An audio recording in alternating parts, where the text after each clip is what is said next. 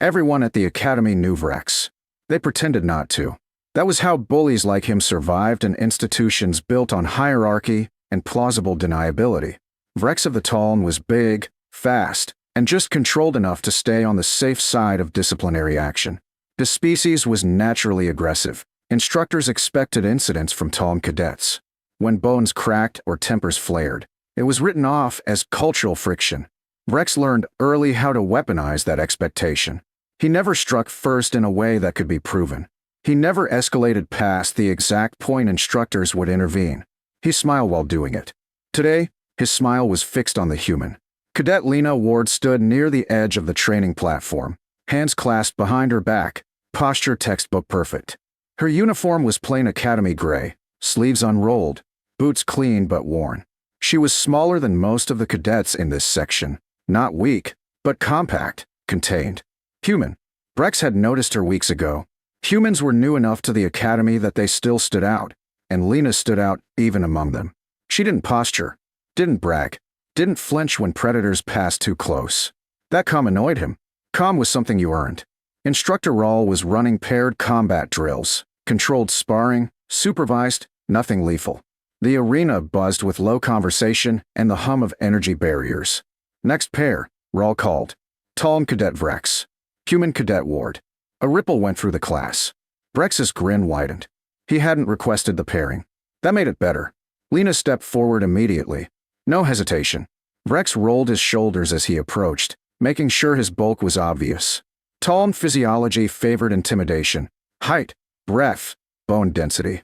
He enjoyed the way some cadets shrank when he loomed. Lena didn't. She stopped at regulation distance and waited. Instructor Rawl glanced between them, unease flickering across his frilled face. Reminder, Rawl said, this is a controlled drill. No full-force strikes. No.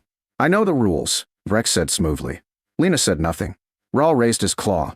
Begin. Vrex moved first. Not a strike. A shove. He stepped into Lena's space and slammed his forearm into her shoulder, driving her sideways.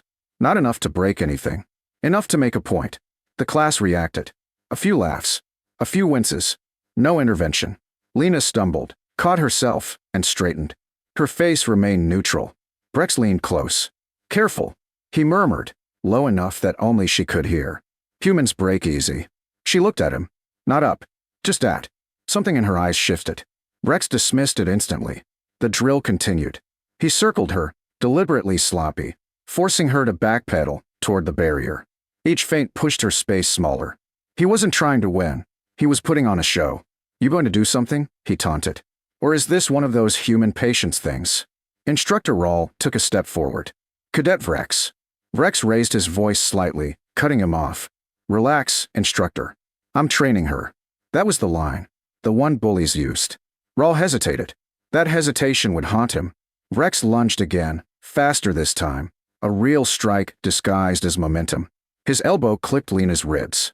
She grunted softly. The sound was small. Contained. Not pain. Calculation. The class leaned in. This was going too far. Everyone knew it. But no one spoke. Lena's heel slid half a step. Her breathing changed. Vrex felt it more than saw it. A subtle shift in the air, like pressure equalizing before a storm. He grinned. Good, he said. You're finally reacting. Instructor Rawl opened his mouth. Stop. Lena moved. Not explosively. Not violently. She stepped inside Vrex's guard with terrifying precision. Her hand touched his wrist. Just touched. Vrex felt something turn off. His arm went numb from shoulder to claw, not from pain, but from absence. The signal simply failed to arrive. What, he began. Lena's other hand pressed lightly beneath his collarbone. A pressure point. Not one Taln anatomy charts covered. Vrex's breath left him in a silent rush. His legs buckled. He hit the floor hard. The arena went dead silent. Instructor Rawl froze. Vrex lay on his side, gasping, confusion flooding his senses. His body refused to obey commands. Not paralyzed. Not injured. Disconnected. Lena stepped back immediately. Hands open. Non-threatening. She looked down at him, then up at the instructor. I believe, she said calmly, that the drill has ended. Rawl stared. Cadet. Ward, what did you? Vrex managed to drag an air. Rage flared. Humiliation burned hotter. You, he snarled. forcing his muscles to respond through sheer will. You think this is over? He pushed himself upright, staggering but furious. The class tensed. Rolf finally found his voice. Cadet Vrex, stand down. Vrex ignored him. This was no longer sport. This was personal. He roared and charged, abandoning all pretense of control. Rolf shouted, "Stop!" Too late. Lena didn't retreat. She didn't brace. She exhaled. One breath. That was all. Rex's next step never landed. Lena pivoted, hooked his momentum, and redirected it down. Her foot swept. Her shoulder turned. Her hand pressed once, exactly where it needed to. Rex hit the floor again. This time, he didn't get up. The impact wasn't brutal. It was final. His consciousness faded before his body finished falling. The class didn't breathe. Instructor Rawls' arm was raised, mouth open mid-command. Frozen, because he finally understood. This wasn't escalation. This wasn't retaliation. This was containment. And it had happened faster than authority could intervene. Medical alarms began to chirp. Lena stepped back again, placing her hands behind her back, posture returning to regulation perfect. I did not intend permanent harm, she said evenly. He will recover. Rawls stared at her like he was seeing a ghost. Cadet Ward, he whispered. What are you? Lena met his gaze. Her voice was steady. I'm the reason drills like this exist, she said. And somewhere deep in Rawls' instincts, a truth settled that made his frills go cold. The bully hadn't been punished. He had been stopped. And next time, there might not be time to shout. The silence broke with alarms. Medical drones descended from the ceiling in a smooth, practiced arc, blue lights sweeping over Vrex's unmoving form. Status glyphs flickered into existence above his body. Heart rate elevated but stable. Neural activity disrupted but intact. Alive. Instructor Rawl exhaled for the first time since the impact. He hadn't realized he'd been holding his breath. Clear the floor, he snapped, voice regaining authority by instinct rather than confidence. All cadets stepped back. Now, this time, they obeyed instantly. No laughter. No whispers. No bravado. Lena Ward stood exactly where she had stepped back to, hands still clasped behind her, eyes forward. She didn't look at the drones. She didn't look at Vrex. She looked at the instructor. Rawls' frills twitched as he approached her. Cadet Ward, he said carefully. You will accompany me to review. Yes, sir. Her compliance was immediate. Not defensive. Not proud. That somehow made it worse. They walked in silence through corridors that felt narrower than they had that morning. Cadets pressed themselves against walls as they passed, eyes following Lena with something new in them. Not fear. Recalculation. In the review chamber, the door sealed behind them with a hiss that sounded too final. Rawl turned. For several seconds, he said nothing. He replayed the moment in his head. The shove, the hesitation, the breath, the end. The realization that had arrived too late and would not leave him alone. You exceeded the spirit of the drill, he said finally. Yes, sir, Lena replied. You used techniques not cleared for training environments. Yes, sir. You rendered another cadet unconscious. Yes, sir. Rawl stared at her. And yet, he said slowly, you prevented further escalation. Yes, sir. His frills flattened. That contradiction is why we're here, he said. Lena nodded. Rawl activated the room recorder. Explain, he ordered. From the beginning. Lena drew a quiet breath. He chose me because I was human, she said. And because he knew he could get away with it. Rawl did not interrupt. He wasn't trying to win, she continued. He was trying to establish permission. Permission to keep going. Rawl swallowed. You're describing predatory boundary setting, he said. Yes, sir. That's advanced theory. Lena met his eyes. It's lived experience. Rawl felt something in his chest tighten.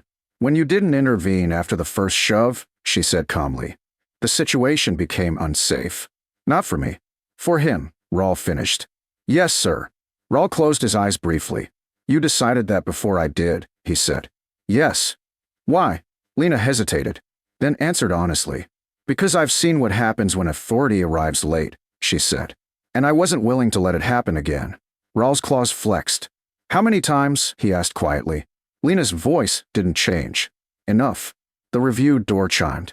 The Academy Review Board entered. 2 alien officers, 1 human liaison. All 3 had already watched the footage. None of them looked surprised. Cadet Ward, the human liaison said. Do you understand why this incident is classified as a failure of oversight? Yes, ma'am. Whose failure? Asked one of the alien officers. Lena looked at Instructor Raul, then back to the board. Everyone's, she said. Including mine. Raul's frills snapped up. Explain, he demanded.